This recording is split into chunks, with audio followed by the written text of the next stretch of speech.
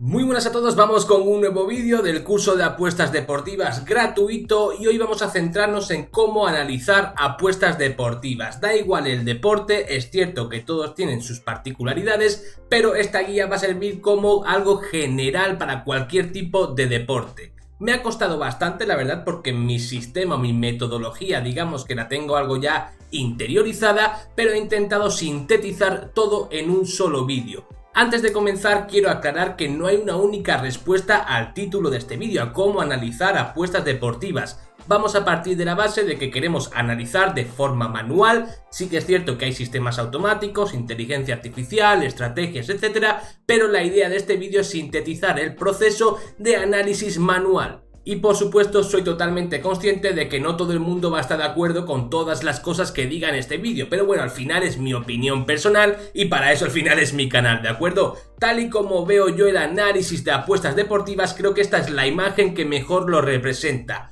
4 piezas de un puzzle donde al final todas las piezas encajan y todas las piezas importan. ¿Cuál es la primera pieza de este puzzle que a mi juicio importa y mucho? La estadística. Y ojo, digo que la estadística es solo una pieza de este puzzle. Mucha gente pregunta, oye, ¿la estadística es suficiente para analizar? En mi respuesta humilde y personal, creo que no, la estadística es importante, pero es solo una pieza, ¿de acuerdo? ¿Qué podemos sacar de la estadística? De los datos, llamadlo como queráis, datos históricos de las últimas X temporadas. Hay gente que le gusta analizar las últimas 5, las últimas 3, la anterior más la actual, las 3 anteriores, depende de cada uno, ¿de acuerdo? Cada maestrillo tiene su librillo. A mí normalmente en lo que a datos históricos se refiere me gustan las 3 últimas temporadas. A partir de ahí me centro en la temporada reciente, la temporada actual, en datos de esta temporada. Vemos cómo llegan los equipos, vemos cómo están los equipos esta temporada. ¿Por qué? Porque al final los datos históricos son importantes, pero los equipos cambian, ¿de acuerdo? Cambian de entrenador, cambian los jugadores, cambian los sistemas, cambia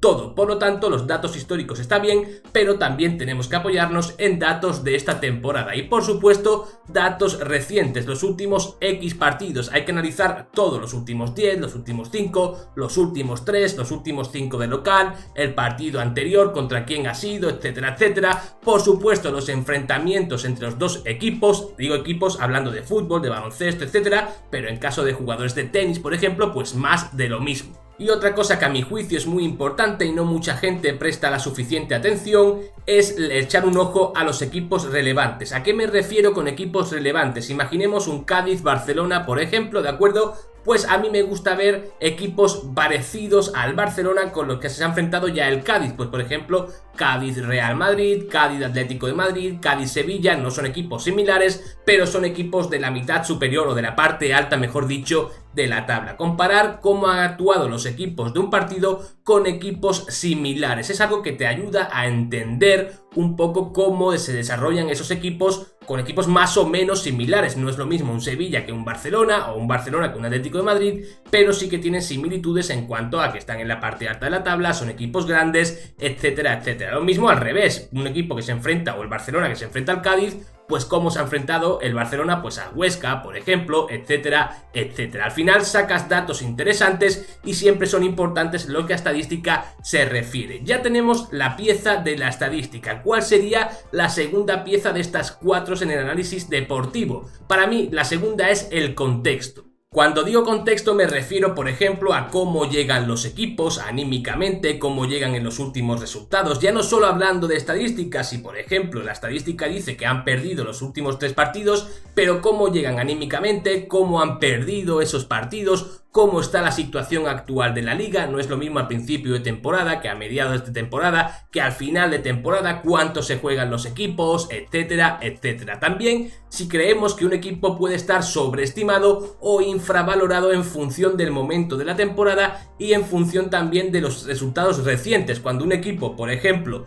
ha ganado los últimos 3 partidos, normalmente la gente tiende a pensar que va a ganar el cuarto sí o sí. Y el precio, por ejemplo, la cuota en este caso, suele ser más baja de lo habitual. Esas cosas hay que tenerlas en cuenta. Al final, todo se resume en una palabra: el clima, cómo llegan los equipos y en qué contexto llegan al partido en cuestión, ¿de acuerdo? Digo equipos o jugadores, depende del deporte que sea, ¿de acuerdo?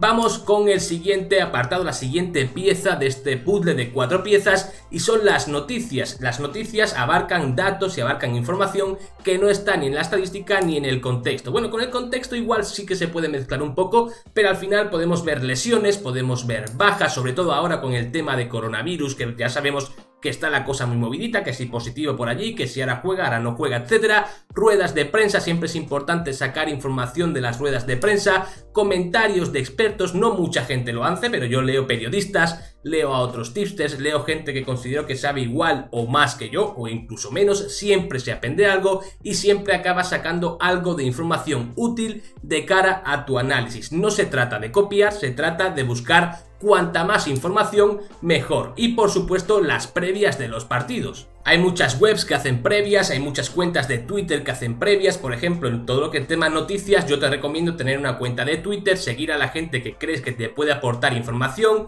medios de comunicación, periodista, tipster, etcétera, etcétera, y crear una lista para informarte de cara a los partidos que más te interesen. Y por supuesto, los posibles 11, que esto van un poco en función de las lesiones y las bajas también, pero los posibles 11 de cara al encuentro.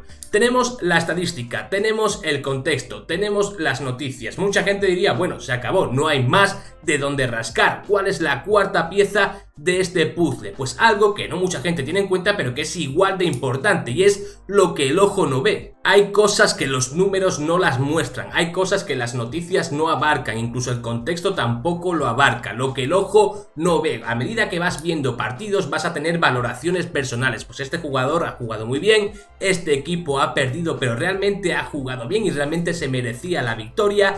Te dan unas sensaciones los equipos o los jugadores de cara a próximas jornadas, y eso solo se consigue en base a experiencia y en base a ver el deporte que a ti te gusta. Al final uno genera ciertos trucos personales a la hora de realizar los análisis, y todo eso se engloba en esto, en lo que el ojo no ve, lo que no está en los números, en lo que no está en las noticias, en tu valoración personal, y es igual de importante que las otras 3 piezas del puzzle. Al final, cuando pones todo esto en un cóctel, tenemos la estadística, el contexto, las noticias, lo que el ojo no ve o las sensaciones, llámalo X, llámalo como quieras. Todo este puzzle empiezan a encajar las piezas y te ayuda a valorar todo un encuentro en su conjunto. ¿Y para qué sirve todo esto? Pues para realizar una mejor estimación de cuotas, para estimar las cuotas de un evento de la mejor forma posible. Ya tenemos nuestra estimación de cuotas en base a las 4 piezas del puzzle y pensamos, pues bueno, el local debería estar en torno a 1,80, el over 2,5 debería estar en torno a 1,50, 1,60, dependiendo de la valoración que hagamos, y a partir de ahí ya podemos comparar nuestra estimación con la estimación de las casas de apuestas, y al hacer esto vamos a poder encontrar valor en las apuestas. El valor, ya hablaremos del valor exactamente en un próximo vídeo, pero el valor es algo subjetivo. Por eso digo encontrar cuotas mal puestas entre comillas, porque lo que está mal puesto para uno puede estar bien puesto para otro, es algo subjetivo. De ahí la gracia y de ahí lo jodido, con perdón de la palabra, de las apuestas deportivas, que no es nada fácil encontrar valor real en las apuestas deportivas. Es algo completamente subjetivo y que en función de la experiencia, en función del número de análisis, de la práctica y todo lo demás, pues vas a ir ganando tablas y vas a ir consiguiendo resultados poco a poco. Algo que tienes que aprender del mundo de las apuestas deportivas es que, a pesar de que muchos gurús, muchos vendehumos te digan que su método es la única forma de ganar, que no hay otra forma de ganar, lo cierto es que rara vez hay una respuesta única para encontrar valor en las apuestas. Hay gente que lo hace mediante estadística, hay gente que lo hace mediante algoritmos, hay gente que lo hace mediante programas y hay gente que lo hace simplemente de forma manual, paso a paso, ganando tablas, ganando experiencia, y no una cosa es mejor que la otra, son formas distintas de apostar. Tenéis que respetar las diferentes formas y tenéis que escoger la que más se asemeja a vosotros. Por supuesto, dependerá del deporte en el que apueste, del mercado en el que apuestes. No es lo mismo apostar a fútbol que apostar a tenis. En tenis tienes que tener en cuenta otras series de factores, como la cancha, cómo se desarrollan los jugadores en los diferentes tipos de pista. En golf, por ejemplo, pues cómo es el campo en el que se juega esa semana. Cada deporte tiene su particularidad, pero al final creo que este vídeo aúna las 4 piezas que son más importantes de de cara al análisis de apuestas deportivas. Y bueno, con esto finalizamos. He intentado sintetizar de la forma más rápida y más sencilla posible todo lo que estaba en mi cabeza en relación a cómo analizar apuestas deportivas. Si te ha gustado el vídeo, eso sí, te ruego que le des un buen me gusta, que te suscribas al canal si todavía no estás suscrito y nos vemos en el próximo vídeo. Un saludo y hasta luego.